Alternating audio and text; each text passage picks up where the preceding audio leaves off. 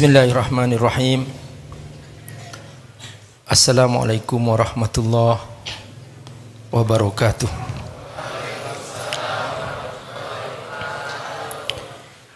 Alhamdulillah, wassalatu wassalamu ala rasulillah wa ala alihi wa sahbihi wa mawala.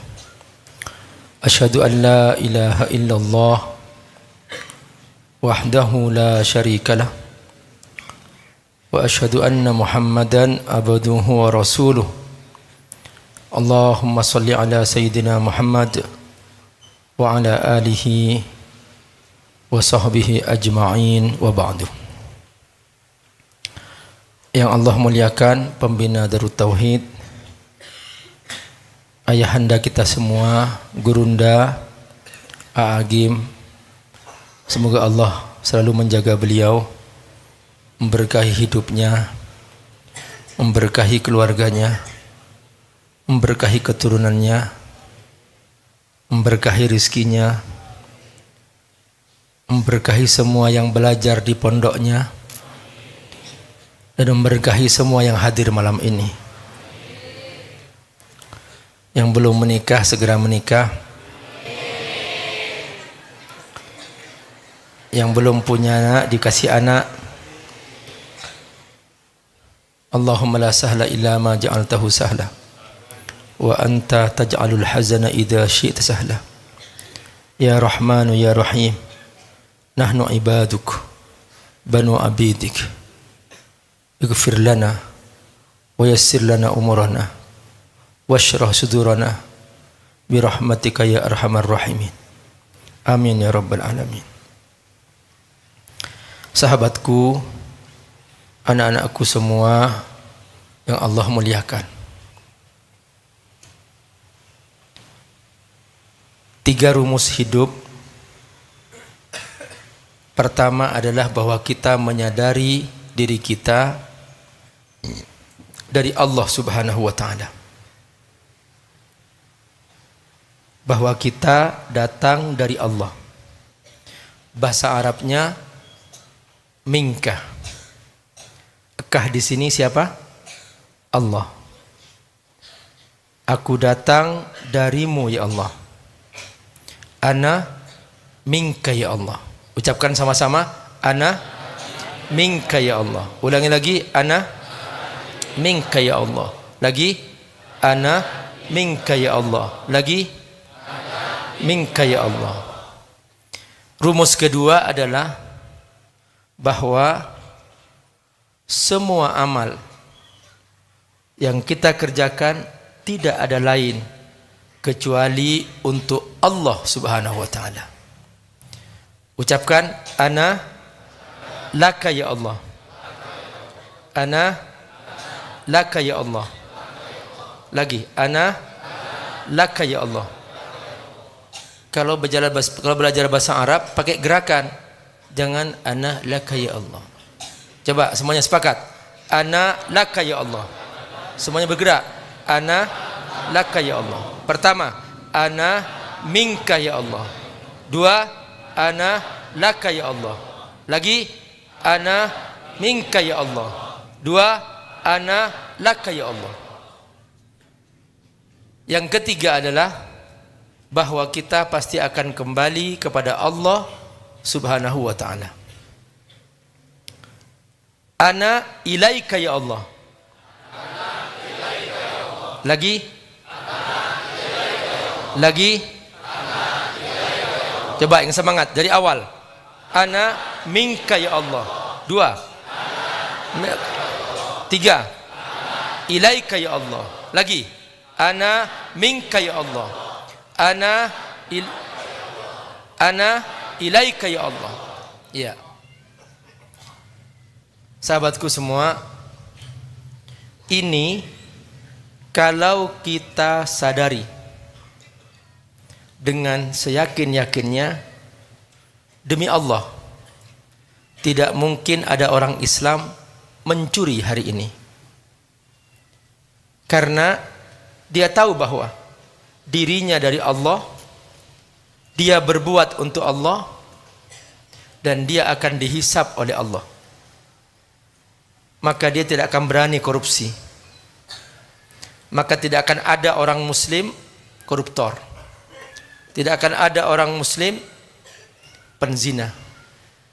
Tidak akan ada orang Islam mencuri. Karena nggak mungkin ketika dia pas mau korupsi, ana laka ya Allah. Nggak ada, masa korupsi untuk Allah? Nggak mungkin.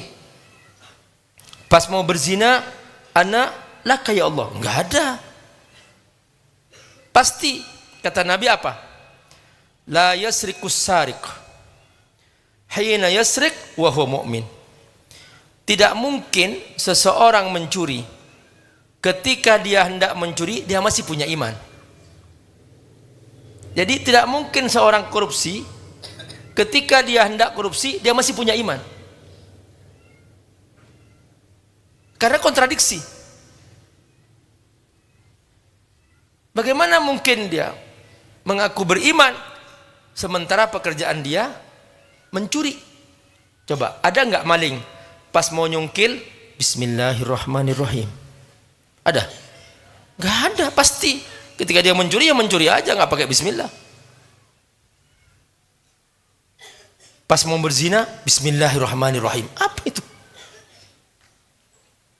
Jadi inilah yang selama ini seringkali tidak disadari oleh orang-orang yang mengaku beriman kepada Allah Subhanahu wa ta'ala.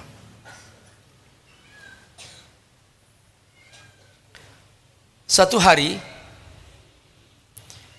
Khalifah Umar bin Khattab radhiyallahu an, dia keliling.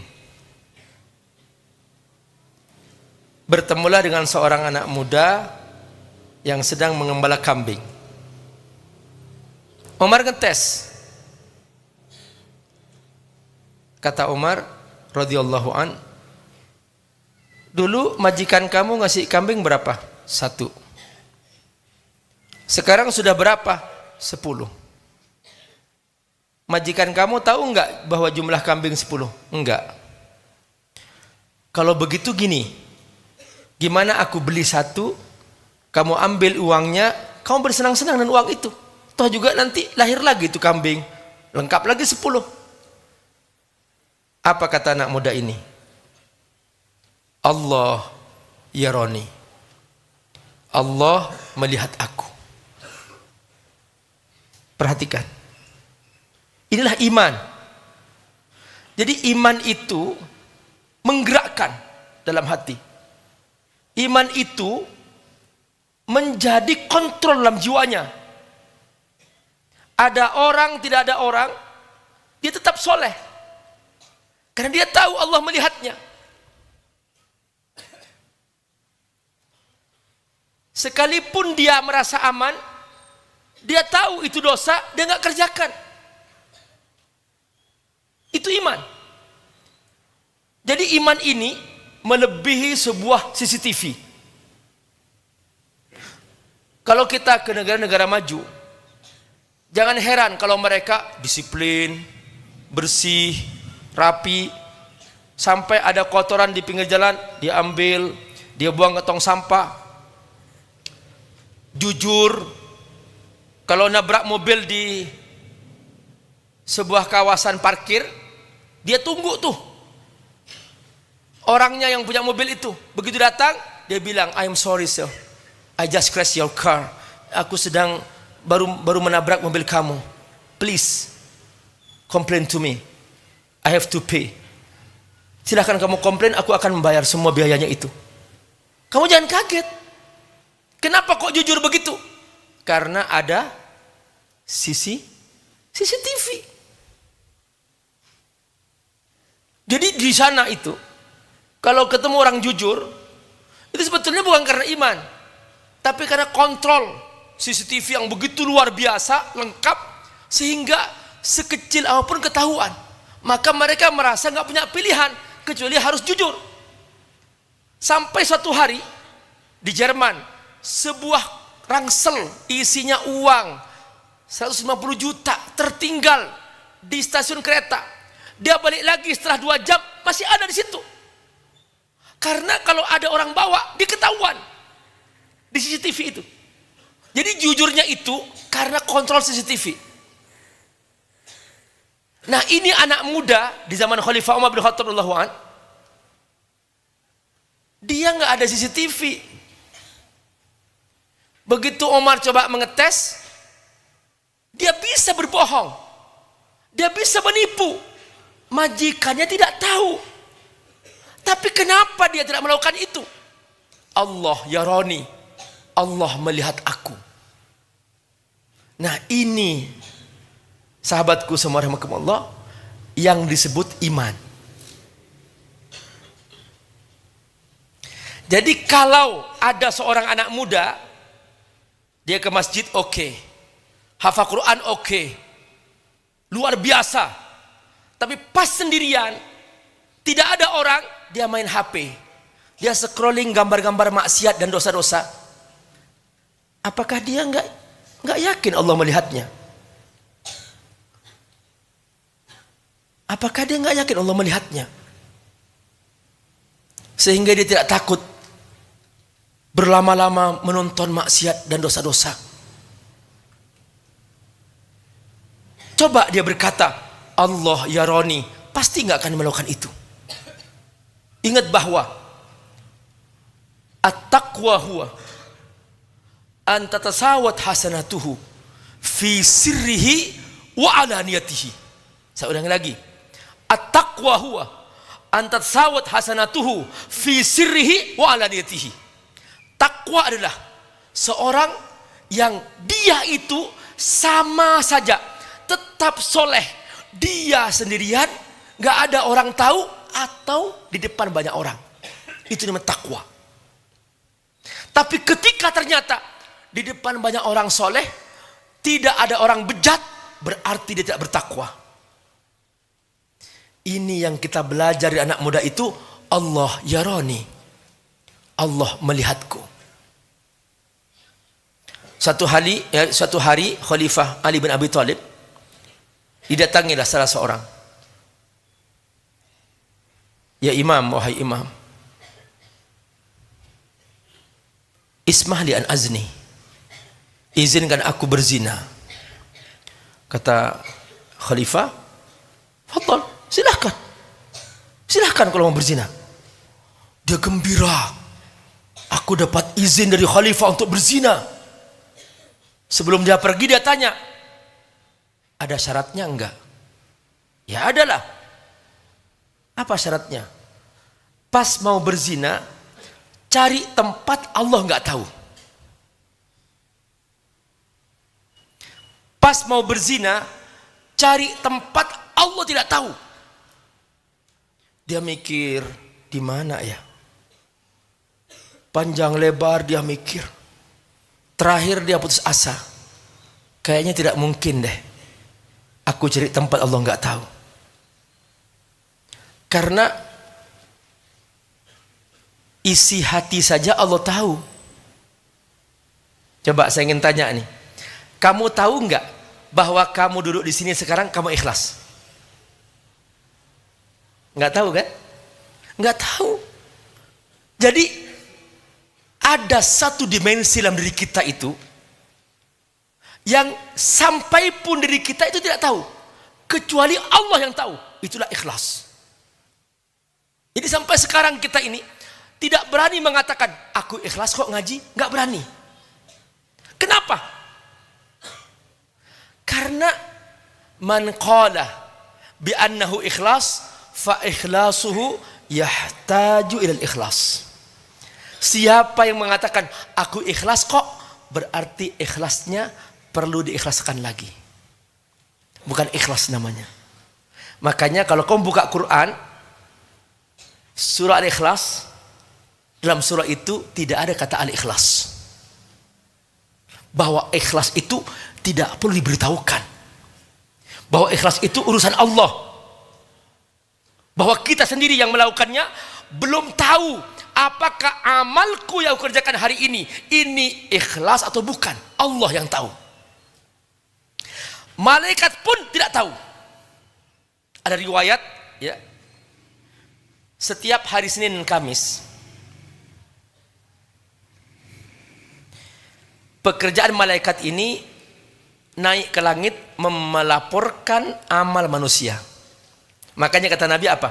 Uhibbu an asuma yaumal isnain wal khamis. Aku suka berpuasa hari Senin Kamis. Li'annahu yaumun rufi'a fihi al-a'mal. Karena itu hari dilaporkannya amal manusia. Fa uhibbu ayyurfa'a amali wa nasaim. Maka aku suka ketika amalku dilaporkan aku sedang berpuasa. Dalam riwayat itu diceritakan bahwa ketika malaikat membawa sebuah amal besar, bayangkan coba, ini orang berinfak hari ini 1 miliar. Malaikat kagum, wow, ini infak luar biasa, besar sekali. Semua malaikat yang membawa amal itu dia terkagum-kagum. Mereka semuanya mengagumi amal ini karena mereka nggak tahu itu apakah ikhlas atau tidak. Sampai di depan Allah, malaikat terdiam. Allah langsung mengatakan kepada malaikat, innama anta hafiz. Tugasmu hanya menjaga amal, melaporkan amal. Wa ana raqibu alaihi, kata Allah, dan aku yang mengontrol pelakunya, apakah dia ikhlas atau tidak. Langsung kata Allah, hadza laisa li. Orang yang mengerjakan ini bukan untuk aku. Al-kifinnar, lempar ke neraka. Setiap hari laporan malaikat, amal besar sebesar apapun, ketika tidak ikhlas, langsung kata Allah, al-kifinnar, lempar ke neraka. Lempar ke neraka. Jadi dalam kita beramal, persoalannya bukan besar tidaknya menurut mata pandang manusia, tapi ukurannya adalah ikhlasnya. Apakah dia ikhlas atau tidak? Ini iman. Jadi kita ini sekarang sedang berjuang nih, pertarungan abadi dalam jiwa kita, antara kita berbuat untuk kepentingan diri kita atau kita berbuat untuk Allah. Di sini dia makna tadi itu, laka ya Allah, aku untukmu ya Allah. Buktikan dengan perbuatan, dan itu perjuangan seumur hidup, gak akan pernah selesai. Malaikat yang kedua, dia mengejek pas dia naik ke langit. Bayangkan, dia hanya masukin uang ke kotak amal 1.000 perak. Malaikat meremehkan, ini apa ini, amal apa ini? Ditertawain oleh malaikat. Sampai di depan Allah, Allah berfirman, innama anta hafiz. Tugasmu hanya menjaga amal, melaporkan amal. Wa ana raqibu alaihi. Tapi aku yang tahu apakah yang mengerjakan ini untuk aku atau tidak. Langsung kata Allah, hadzali, ini untuk aku. Dhafil jannah, letakkan di surga. Perhatikan, anakku rahmatullah. Kalau begitu Pak Ustadz, aku lebih suka sedikit-sedikit aja Pak Ustadz. Tergantung kemampuan. Ini juga penting. Jadi dalam kita beramal ada yang namanya maksimal. Ayat firman Allah yang berbunyi, fattaqullah mastata'tum. Bertakwalah kepada Allah semaksimal kemampuan. Itu maksudnya apa? Bahwa dalam kita beramal harus maksimal, karena Allah mengukur juga, bukan asal amal. Kalau penghasilan Anda 1 miliar per bulan, jangan Anda bersedekah sekedar hanya menggugurkan kewajiban, ya 1.000 perak. Beda kualitasnya. Kalau memang seorang memang gak punya uang, dia hanya punya untuk dimakan hari itu, dan dia bisa bersedekah 1.000, itu luar biasa. Tapi ketika seseorang dia punya lebih di rumahnya, dia harta banyak berlimpah, tapi bersedekah sedikit, ada perhitungannya di sisi Allah. Ini makna mastata'tum. Harus maksimal dalam mentaati Allah, bukan asal-asalan. Aku sholat, ya. Tapi aku hari ini tidak ke masjid. Padahal aku punya kaki, aku sehat, dan aku mampu melangkah ke masjid. Ketika tidak melangkah ke masjid, Allah akan hisab nanti di hari kiamat. Kenapa kamu tidak sholat berjamaah di masjid? Karena tidak maksimal. Mungkin ada seseorang yang dia itu nggak punya kaki dan kemudian dia hanya merangkak dengan tangannya. Kalau dia ke masjid, Masya Allah, luar biasa. Seandainya dia tidak ke masjid, dia masih punya alasan. Ya Allah, kakiku puntung ya Allah. Aku tidak bisa berjalan dengan kakiku. Dan jauh sekali perjalanan untuk melangkah ke masjid. Aku sulit ya Allah. Tidak ada seorang pun yang mengantarkan aku. Masih punya alasan. Tapi kalau seseorang lengkap, bisa melangkah ke masjid, dia hari itu tidak ke masjid, ingat, tidak maksimal mentaati Allah akan dihisab. Saya kasih contoh. Dalam hadis-hadis tentang zakat, silakan buka dalam kitab Fiqh Sunnah, bab zakat. Di pembukaannya itu, saya sabik, itu menggambarkan dengan jelas berbagai macam riwayat bagaimana nasib orang yang tidak maksimal membayar zakat. Disebut dalam Al-Quran dengan Al-Kanzu. Walladzina yaknizuna adh-dhahaba wal-fiddah. Orang yang menyimpan harta. Maksudnya apa? Harta yang tidak dibayar zakatnya disebut Al-Kanzu. Ketika ada orang, misalnya nih, kata Nabi dalam hadis, dia punya unta. Masya Allah, untanya banyak. Seharusnya dia membayar misalnya 50 unta zakatnya. Diam-diam dia hanya membayar 25 unta. Maka nanti yang sisanya ini, yang 25 unta, Allah hadirkan di hari kiamat dan Allah bekali dengan kaki yang kuat dan Allah panggil yang punya unta. Allah menyuruh unta-unta itu menginjak yang punya unta dari pagi sampai sore, fi yaumin kana miqdaruhu khamsina alfasana, yang sehari sama dengan 50.000 tahun di dunia. Karena gak maksimal. Aku sudah bayar zakat kok, iya, tapi Anda tidak maksimal, tidak sesuai dengan hitungan. 2,5%-nya Anda gak bayar. Anda bayar sekian saja. Misalnya nih, saya ingin tanya, kalau ada orang punya harta 100 miliar, siapa yang bisa pintar ngitung? 2,5%-nya berapa? Berapa? 2,5 miliar. 2,5 miliar zakatnya. Banyak enggak? Banyak.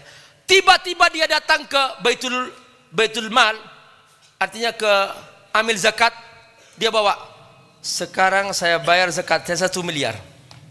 Banyak enggak? Banyak. Tapi dia maksimal enggak? Tidak.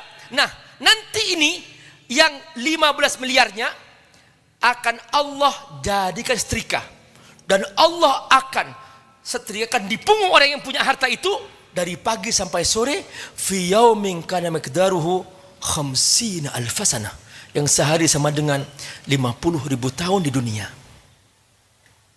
Ini akibat tidak maksimal. Artinya begini, anakku rahimakumullah, bahwa kalau kita mentaati Allah, jangan setengah-setengah. Allah menciptakan langit, menciptakan bumi, ini kan maksimal. Coba baca surah Al-Mulk coba.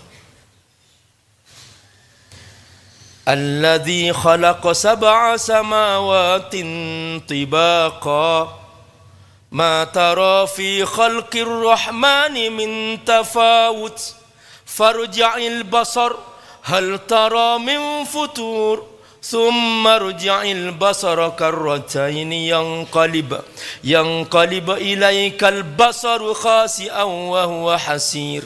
Coba kata Allah, lihat, kau lihat langit, pernah ada cacatnya? Pernah aku main-main menciptakan semua ini? Aku ciptakan kau, pernah aku main-main? Masa kau mau mentaati aku asal-asalan? Masa kau mentaati aku sesuka-suka kamu? Masa kamu nggak merasa berdosa? Kamu nggak merasa berdosa ketika kamu mengabaikan aku? Apa kata para sahabat dalam bab ikhlas? Perhatikan, mereka mengatakan, kunna na'uddus saghair minal muhlikat. Di zaman kami dahulu, zaman sahabat, di zaman kami dahulu, kami menyangka dosa kecilku ini terasa seperti dosa besar. Jadi kalau ada sahabat terlambat takbiratul ihram, ini perhatikan, ya, imam sudah takbir, Allahu Akbar, dia masih di luar, belum nyampe ke masjid. Imam sudah baca Al-Fatihah, masih belum nyampe ke masjid. Imam sudah waladhdallin, dia baru masuk Allahu Akbar. Terlambat seperti itu, kata para sahabat, kami merasa itu dosa besar. Dan semua para sahabat datang kepada orang itu, mereka melakukan takziah.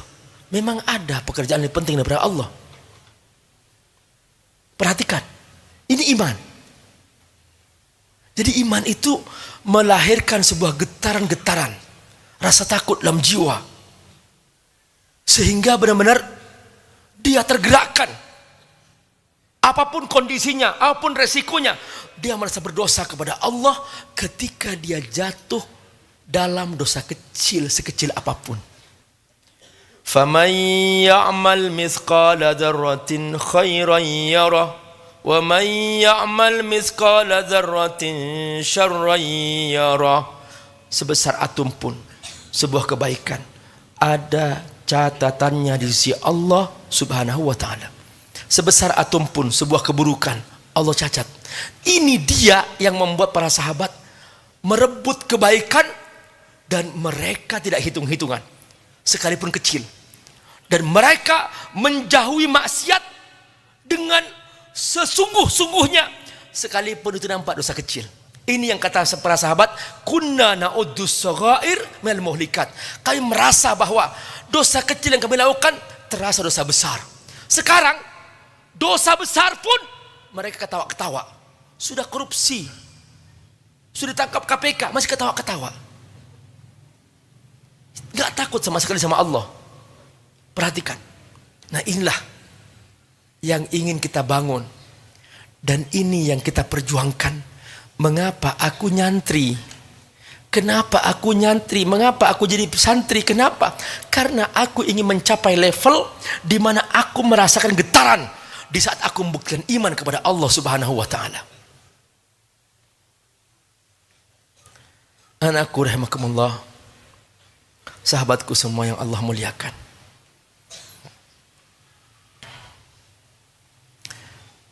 Ini cara kita menanamkan dalam jiwa kita kesadaran minka walaka wa ilaika. Aku darimu ya Allah, dan aku akan berbuat untukmu ya Allah, dan aku akan kembali kepadamu, dan aku pasti akan dihisab olehmu ya Allah. Inna ilaina iyabahum thumma inna alaina hisabahum. Anakku semua rahimakumullah, saya ingin sedikit menyinggung masalah doa di sini untuk membuktikan bahwa kita ini benar-benar menjadi hamba Allah. Di antara bukti bahwa kita hamba Allah, kita lebih senang minta kepada Allah, bukan minta kepada makhluk. Ini bedanya antara Allah dengan makhluk. Kalau makhluk, dia lebih senang kalau tidak diminta. Saya ulangi lagi. Makhluk sangat senang kalau tidak diminta. Misalnya, orang tua punya anak, anaknya nggak pernah minta, dia cerita sama orang-orang, alhamdulillah anakku yang satu itu mandiri banget, nggak pernah minta tolong kepadaku. Senang jadi orang tua, nggak pernah diminta. Alhamdulillah anakku yang kedua sudah bekerja sendiri, nggak pernah merepotkan aku, nggak pernah minta kepadaku. Itu makhluk. Makhluk itu senang kalau tidak diminta. Tapi Allah murka ketika ada makhluk merasa dirinya mandiri, nggak butuh Allah. Kenapa nggak berdoa kamu? Aku sudah mandiri dari Allah. Sombong loh. Itu.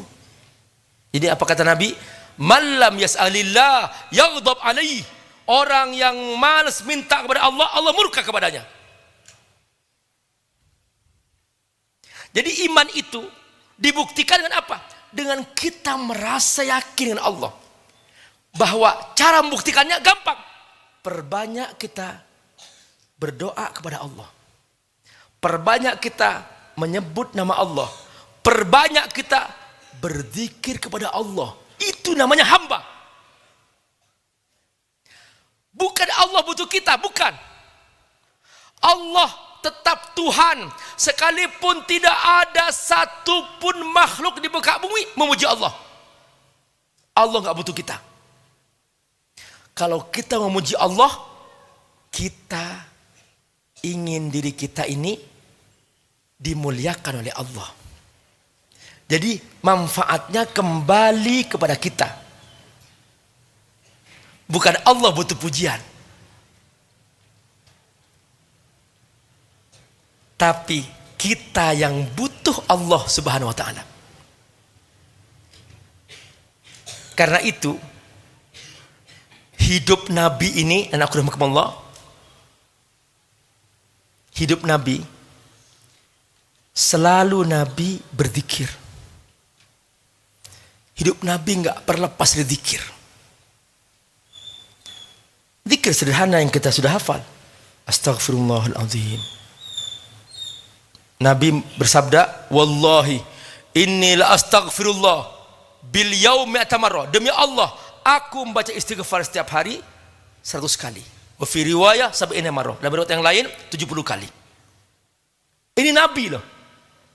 Selevel Nabi sudah jelas diampuni dosanya dan sudah jelas dijamin masuk surga. Nabi masih membaca istighfar 100 kali setiap hari atau 70 kali.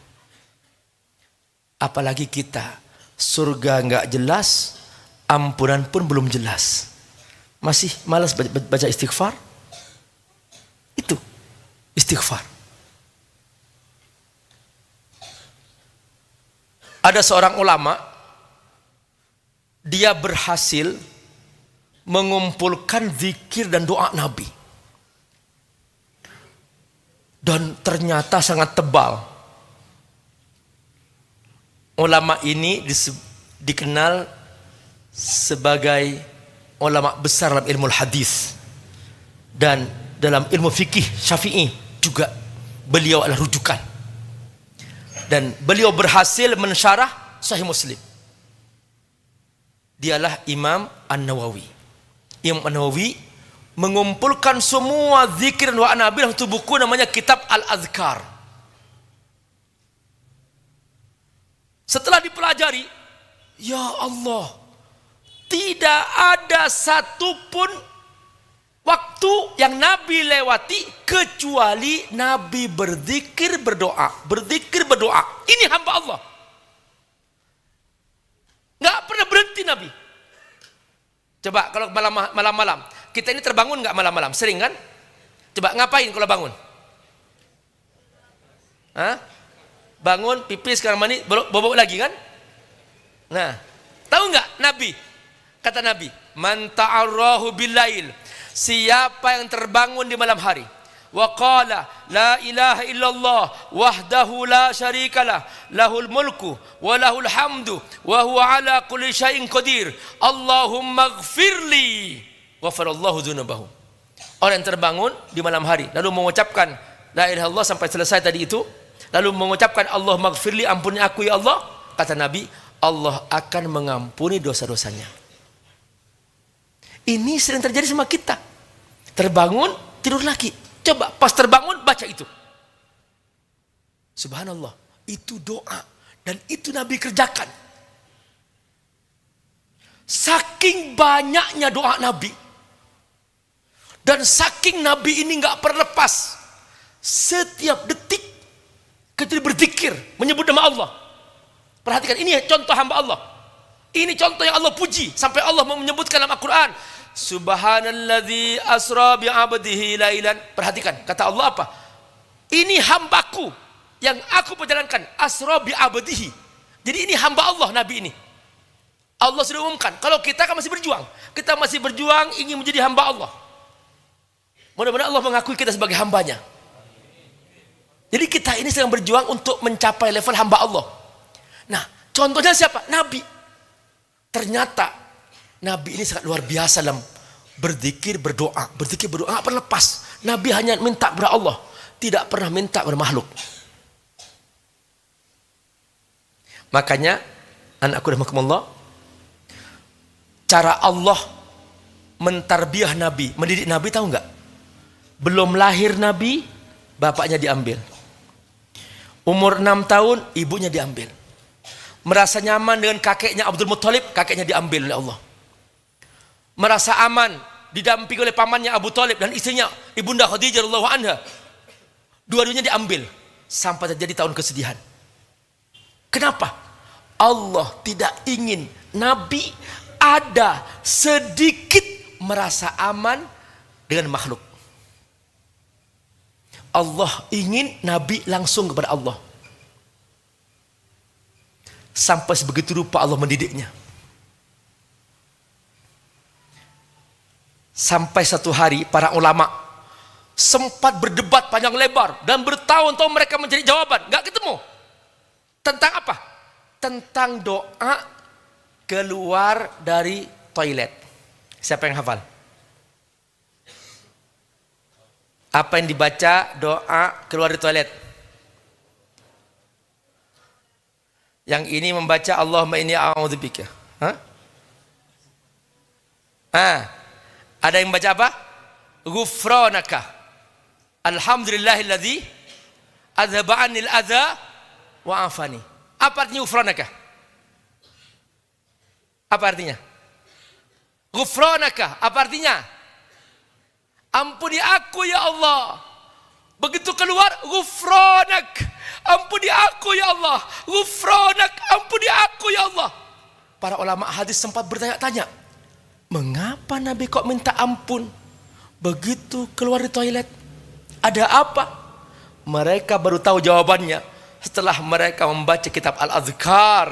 Mereka mengatakan bahwa maka ada Rasulullah sallallahu alaihi wasallam yatruku dzikrallah wala lahdhah illa wa huwa fil hammam fakariha ala nafsihi ayadhkurullah fi fa istaghfarallah wa huwa kharijun minhu.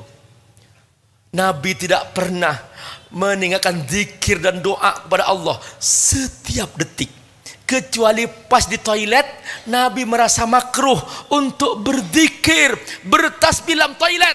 Begitu keluar Nabi langsung ghufranak, ampuni aku ya Allah. Selama di toilet aku takut merasa makruh bertasbih kepadamu.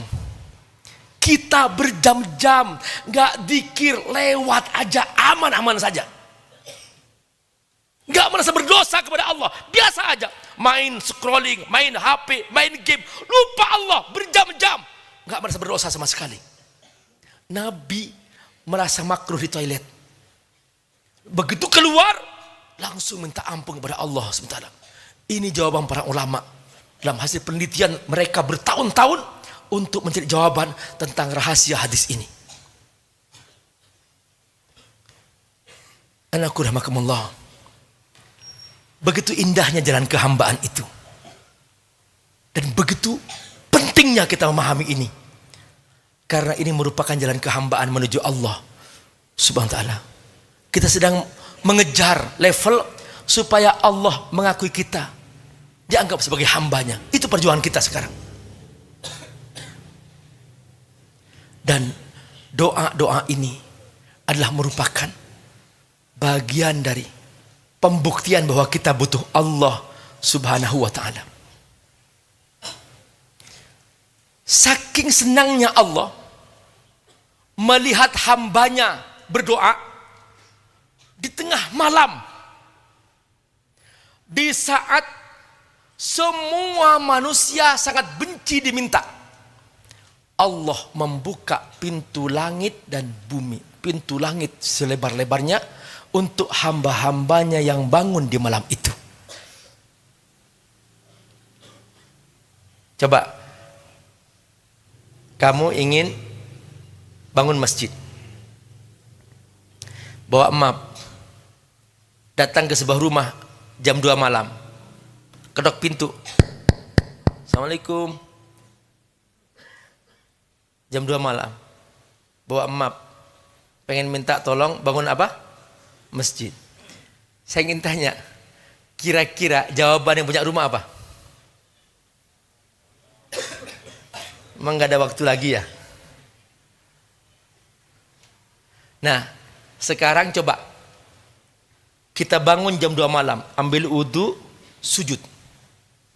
Allah bangga enggak? Allah bangga. Wa minal laili fatahajjad bihi nafilatan lak asa ay yab'atsaka rabbuka maqaman mahmuda. Kata Allah, bangun. Itu tahajud. Aku akan angkat derajatmu. Allah bangga bangun jam 2. Allah bangga bangun jam 3. Allah bangga. Manusia benci diminta, Allah senang diminta pada jam-jam seperti itu.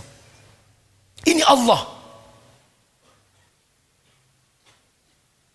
Dan semakin panjang seorang hamba dalam salat malamnya, tidak ada orang yang tahu dia berdiri di malam itu, dia membaca Al-Quran, dia merasa indah bersama Quran, berlama-lama membaca Quran, 1 halaman, 2 halaman, merasa indah dengan sujud. Dia lama sujudnya seperti dia membaca ayat-ayatnya. Maka Allah semakin senang. Makanya salat tahajud itu dalam Al-Quran diidentikan dengan membaca Quran. Ya ayyuhal muzammil qumil laila illa qalila nisfahu aw inqus minhu qalila aw zid alaihi warattilil qur'ana tartila inna sanulqi alaika qawlan saqila. Kata Allah, salat tahajud itu sama dengan membaca Quran. Warattilil qur'ana tartila. Makanya semakin panjang bacaannya, semakin indah itu salat malam. Allah senang melihat hambanya berlama-lama menghadap kepadanya. Kalau orang, nih, kamu jadi kiai, datang tamu, lama ini nggak pulang-pulang, capek nggak? Capek. Ini tamu kok nggak pulang-pulang sih, duduk di situ terus. Tapi Allah senang kepada hambanya yang menghadap kepadanya berlama-lama. Silahkan, itu Allah. Tapi sayang, hambanya nggak berebut kesempatan itu. Hambanya sok jual mahal, kayak nggak butuh Allah, padahal Allah menunggunya. Ini bedanya anak-anakku dengan para sahabat terdahulu. Mereka tidak sempat membaringkan lambungnya ke tempat tidurnya, takut tidak kebagian salat tahajud. Tatajafa junubuhum anil madaji yad'una rabbahum khaufa wa tama'a wa mimma razaqnahum yunfiqun. Lambung mereka tidak sempat berbaring tempat tidurnya, mereka takut tidak kebagian salat tahajud, dan mereka berbagi dengan rezeki yang mereka miliki. Itu para sahabat. Siangnya mereka masih berjihad dengan Allah, berjalan kaki sejauh sekian ribu kilometer. Malamnya mereka sholat tahajud sampai bengkak kakinya. Jadi yang bengkak kaki itu ceritanya bukan hanya Rasulullah SAW. Para sahabat juga bengkak kaki ketika mereka sholat tahajud. Saking berlama-lama mereka berdiri di pas sholat tahajud. Jadi cerita surat Al-Muzammil itu cerita tentang para sahabat yang mereka sholat tahajud sampai bengkak kakinya. Maka Allah ringankan setelah itu pada ayat terakhir dari surah Al-Muzammil. Jadi jelas anakku rahimakumullah bahwa kita ini sekarang sedang berjuang menjadi hamba Allah Subhanahu wa ta'ala. Ingat 3 prinsip. Pertama, ana minka ya Allah. Yang kedua, ana laka ya Allah. Yang ketiga, ana ilaika ya Allah. Itu yang kita perjuangkan. Dan itu kita bangun dalam jiwa kita. Nah, ada sebuah penjelasan dalam Al-Quran yang menjelaskan bahwa hakikat doa itu adalah ibadah. Jadi di sini Allah firman, wa qala rabbukum ud'uni astajib lakum. Allah firman,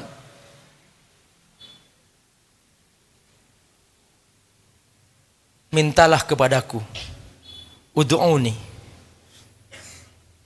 aku Tuhanmu, Rabbukum, mintalah kepadaku, ud'uni astajib lakum. Artinya apa? Setiap permintaan seorang hamba dijamin diterima oleh Allah. Astajib lakum. Setelah itu Allah firman, innal ladzina yastakbiruna an ibadati. Perhatikan. Di sini ada kata yastakbirun. Yang kedua ada kata ibadati. Innal ladzina yastakbiruna an ibadati. Artinya apa? Orang yang malas berdoa, dia sedang sombong. Yastakbir. Yang kedua, an ibadati, bahwa berdoa kepada Allah itu ibadah kepada Allah.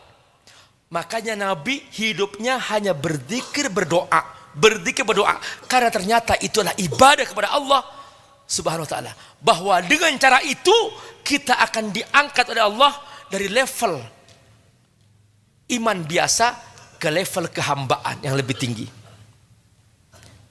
Maka ketika seorang hamba malas berdoa, maka dia secara bertahap sedang menyombongkan diri kepada Allah Subhanahu wa taala. Yastakbirun an ibadati, maksudnya an doa, dia tidak berdoa. Berarti Allah menggunakan istilah ibadah untuk doa. Artinya semakin seorang hamba perbanyak berdoa, maka dia berarti semakin banyak beribadah kepada Allah Subhanahu wa taala.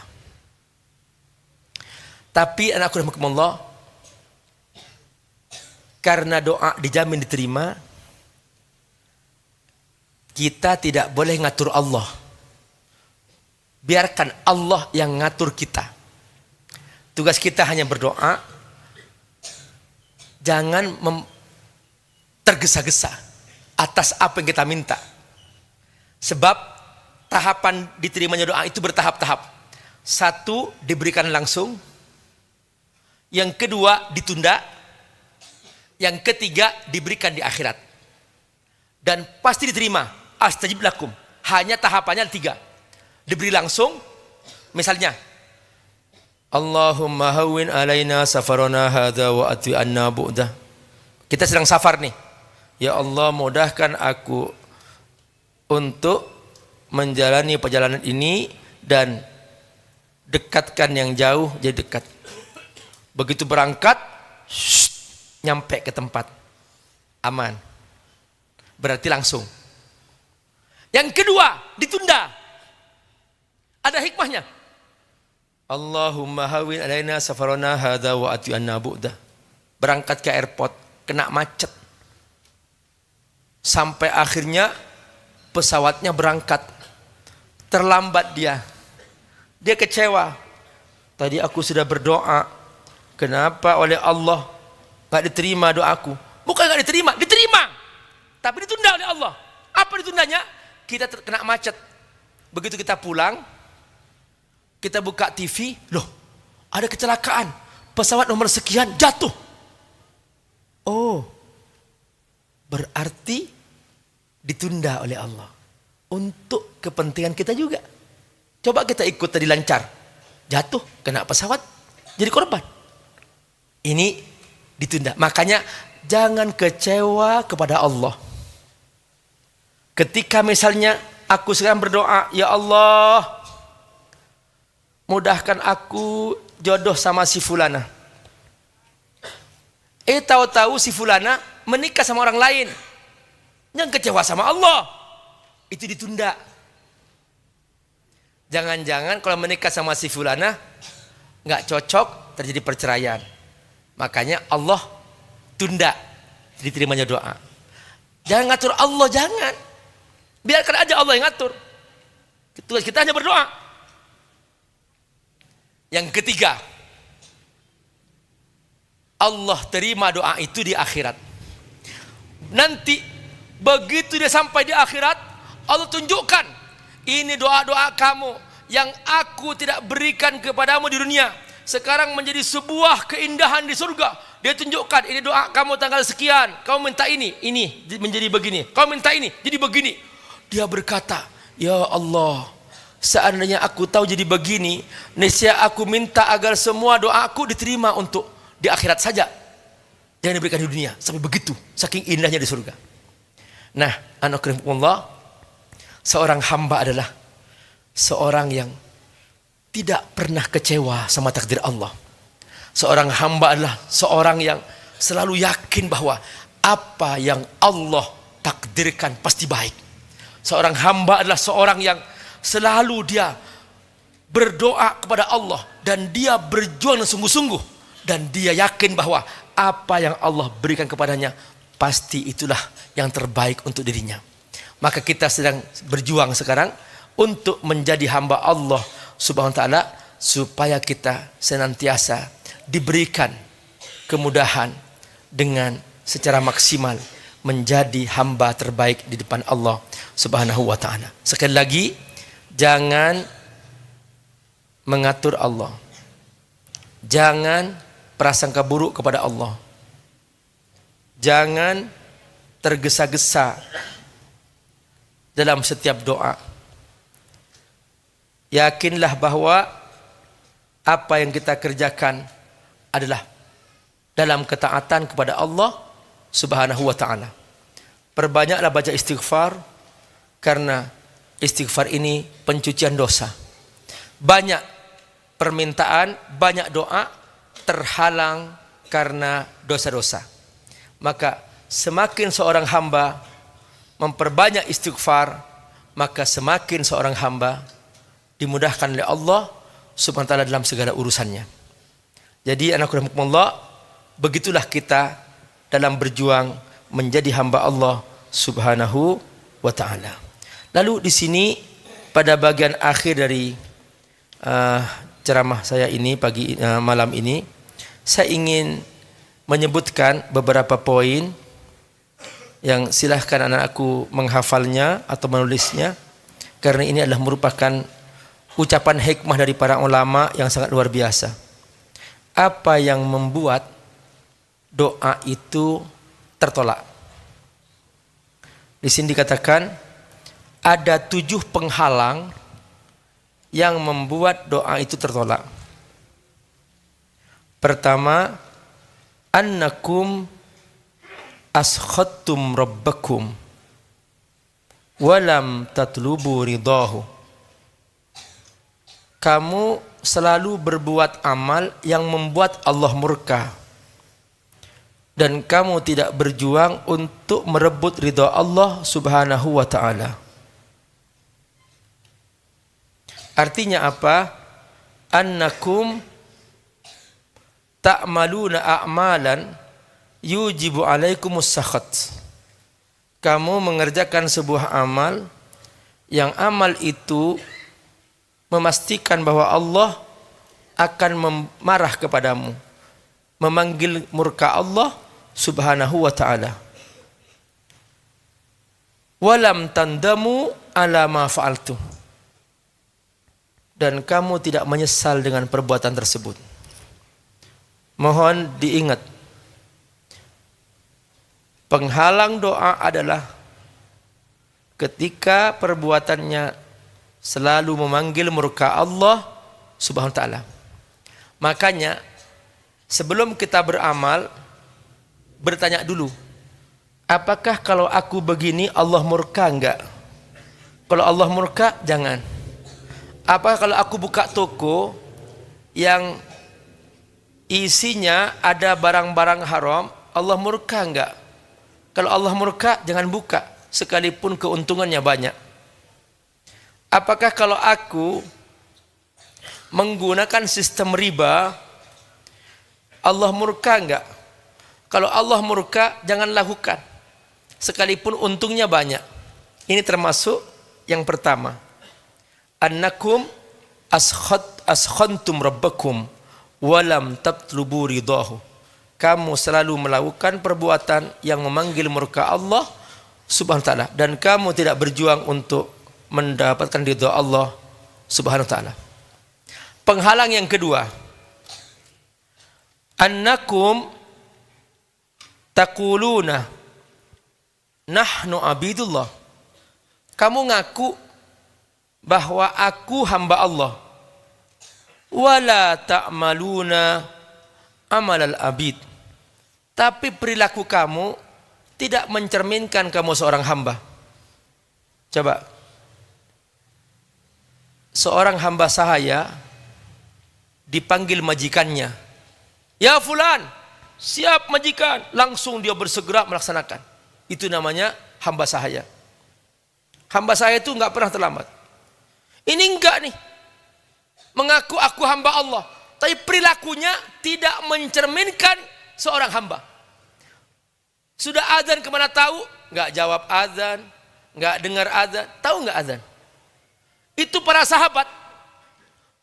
Ali bin Abi Thalib, Ibnu Abbas, begitu mereka mendengar azan, muka mereka merah, mereka gemetar, mereka ketakutan. Ditanya, wahai Ibnu Abbas, wahai Ali bin Abi Thalib, kenapa kau melakukan itu? Kata Ali bin Abi Thalib dan Ibnu Abbas radhiyallahu anhuma, mereka mengatakan bahwa ini panggilan Allah.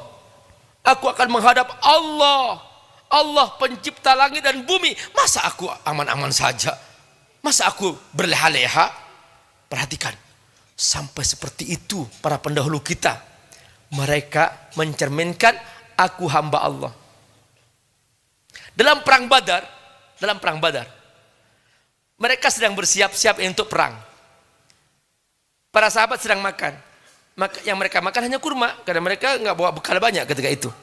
Jadi begitu satu orang sahabat nih, dia sedang membagi dua tuh kurmanya. Satu dipegang, satu dimakan ke mulutnya. Pas dia ngunyah, dia dengar berita.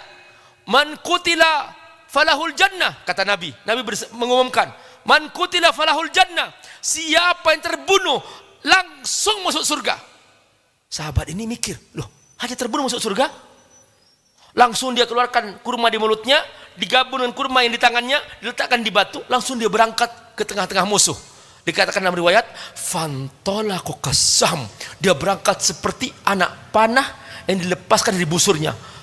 Langsung dia bertarung di tengah-tengah musuh. Fakutilah, langsung terbunuh. Fahuwa awwalu syahidin fi Badar. Dia adalah orang yang pertama kali mati syahid dalam perang Badar. Perhatikan. Jadi kehambaan itu nggak pakai mikir. Kalau sudah waktunya sholat, ya sudah, langsung dia bersegera. Nah, tahu nggak di Mekah, di Madinah kan, kalau sudah azan langsung tutup toko, tutup. Nah, jadi itu namanya hamba Allah subhanahu wa ta'ala. Subhanallah. Mudah-mudahan kita semua bisa belajar di sini. Nah, ini juga termasuk yang menghalangi diterimanya doa.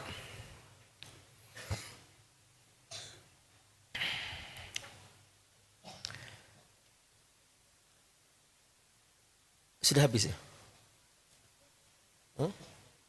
Oke. Yang ketiga, saya ringkas saja. Annakum taqra'unal Qur'an wa lam tata'ahadu hurufahu. Kamu baca Quran tapi kamu enggak ikut pesan-pesannya. Kata Quran, jangan makan riba. Kata Quran, la taqrabuz zina, pacaran. Ya. Kan la taqrabu maksudnya jangan pacaran. Bukan la taznu dalam Quran. Perhatikan. Nah, baca Quran tapi kerjaannya melawan Quran. Maka itu termasuk yang menghalangi diterimanya doa. Yang keempat, annakum taqulun nahnu ummata Muhammad wa lam ta'malu bisunnatihi. Kamu mengaku umat Nabi Muhammad, tapi kamu tidak ikut mencontoh perbuatan Nabi. Jadi kehambaan Nabi, kebaikan akhlak Nabi enggak ditiru. Ya. Kemudian yang kelima, annakum taquluna dunya indallah la tusawi janaha ba'udah. Kamu tahu bahwa dunia ini bagi Allah hanya sebesar sayap nyamuk. Tapi dibesar-besarkan dunia, diagung-agungkan dunia, seakan kalau punya harta banyak itu sukses. Sukses itu bukan ukuran di harta. Sukses itu bukan ukuran di benda, bukan. Sukses itu ketika kita masuk surga.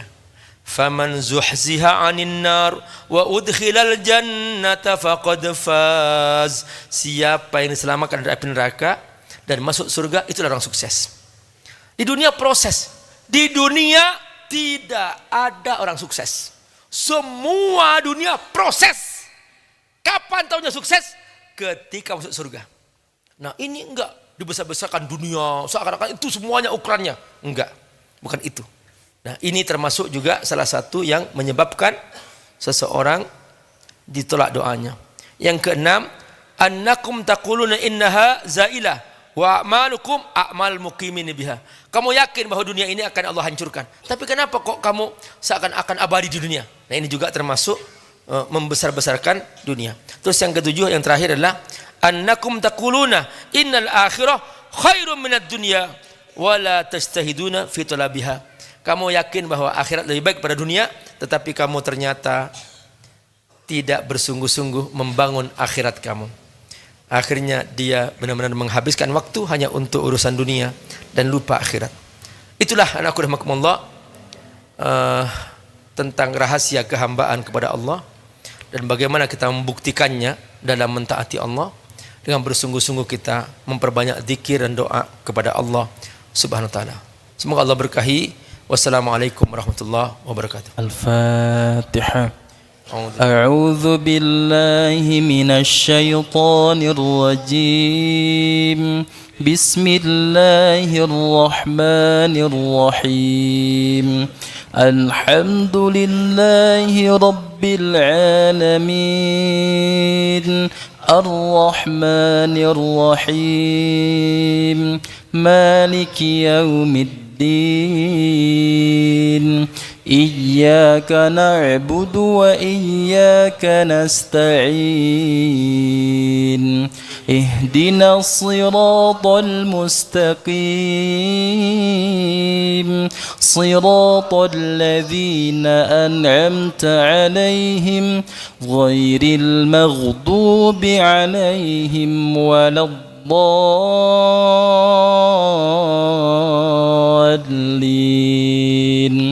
الله لا إله إلا هو الحي القيوم لا تأخذه سنة ولا نوم له ما في السماوات وما في الأرض من ذا الذي يشفع عنده إلا بإذنه يعلم ما بين أيديهم وما خلفهم ولا يحيطون بشيء من علمه إلا بما شاء وسع كرسيه السماوات والأرض ولا يؤوده حفظهما وهو العلي العظيم بسم الله الرحمن الرحيم قل هو الله أحد الله الصمد لم يلد ولم يولد ولم يكن له كفوا أحد بسم الله الرحمن الرحيم قل أعوذ برب birabbil falaq, min syarri ma khalaq, wa min syarri ghasiqin idza waqab, wa min syarri naffatsati fil 'uqad, wa min syarri hasidin idza hasad. Bismillahirrahmanirrahim. Qul a'udzu birabbin nas, malikin nas, ilahin nas, min syarril waswasil khannas, alladzi yuwaswisu fi sudurin nas, minal jinnati wan nas.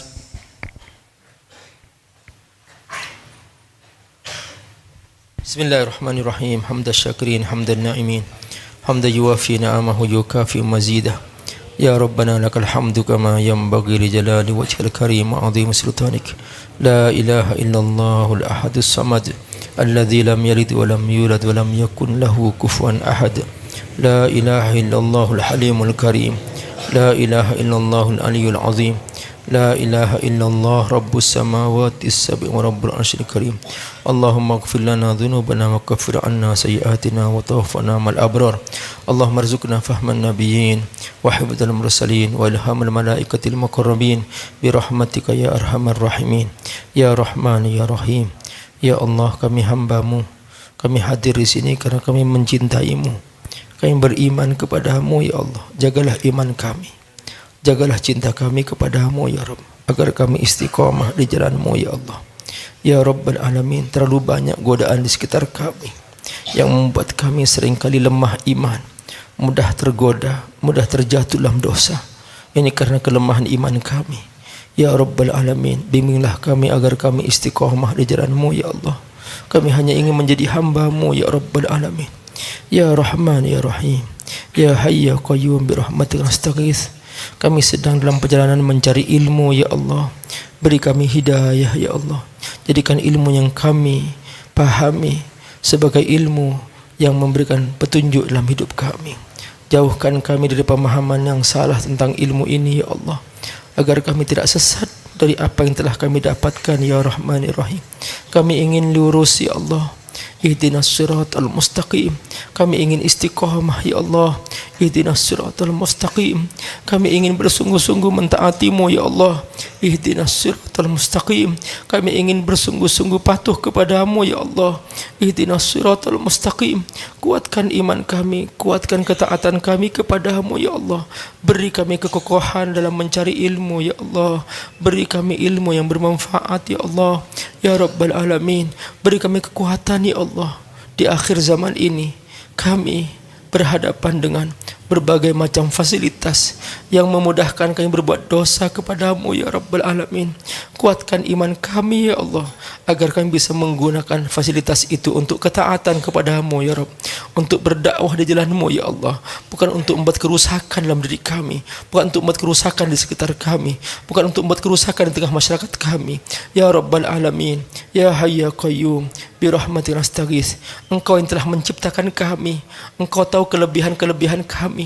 Beri kepada kami kemampuan ya Rabbal Alamin untuk menemukan diri kami yang telah Engkau berikan kepada kami. Jadikan kami pribadi bermanfaat di masa depan ya Allah. Apapun jabatan kami, apapun kelebihan kami, apapun keahlian kami, jadikan semua kelebihan yang telah Kau berikan kepada kami penyebab kami untuk bermanfaat bagi saudara-saudara kami ya Rabbal Alamin. Khairun nas anfa'uhum linnas. Paling baiknya manusia adalah yang paling bermanfaat bagi orang lain. Ya Rabbal Alamin, ya Hayy ya Qayyum, ya Allah, kami mohon kepada-Mu ya Rabb, negeri kami ini agar Engkau menjaganya ya Allah.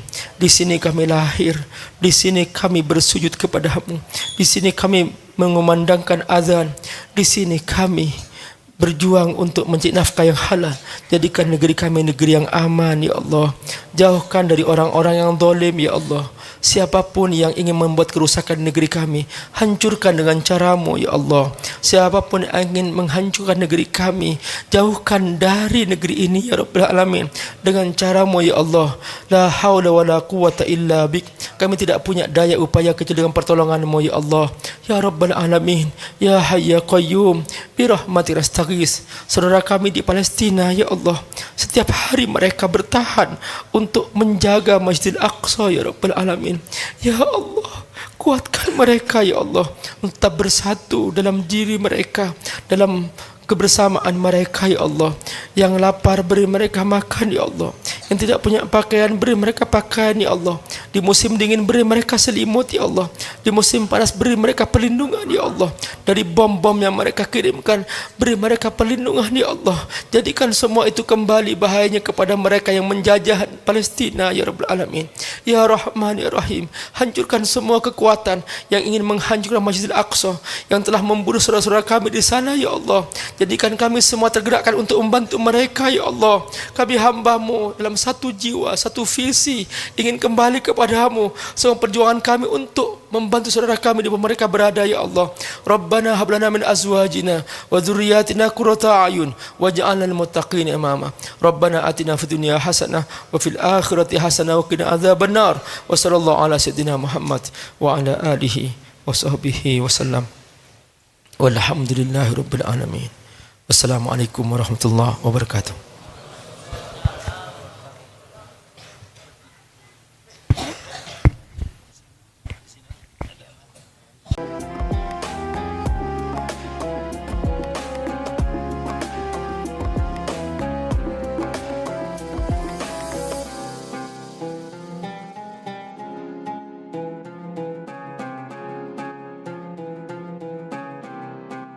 Jangan lupa, saya bilang sekalian, terus berlangganan di Darut Tauhid Official.